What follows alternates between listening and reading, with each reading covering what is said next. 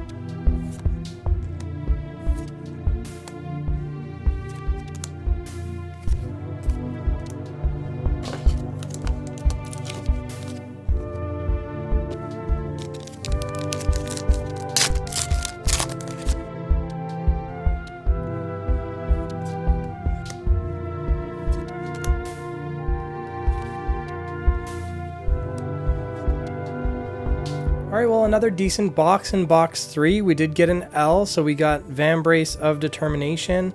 Another one of those legendaries that I don't think has quite found its place. Depending on what the meta looks like, it could be very interesting. I think it's very good as a sideboard piece against a few different heroes, so we will see what this card ends up doing and what the meta ends up shaping up like. So I'm very excited to get it. This will be great for my collection, so happy to see that.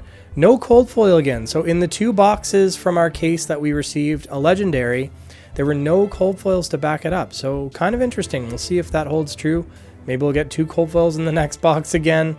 Hopefully something better than common, but we'll see. No complaints so far. These boxes have been quite good. We once again got another one of our Chase Majestics. So Amplifying Arrow seems to follow me around. I have a few of these now.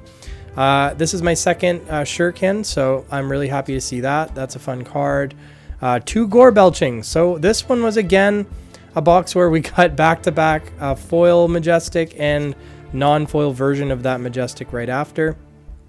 I got Uzuri's Specialization Shakedown, which is fun. Some are, piece of Rainbow Foil Equipment, Seeker's Mitts this time. And here's our Chase Majestic, which always seems to come early in the box. So Codex of Frailty in this case, very, very good card.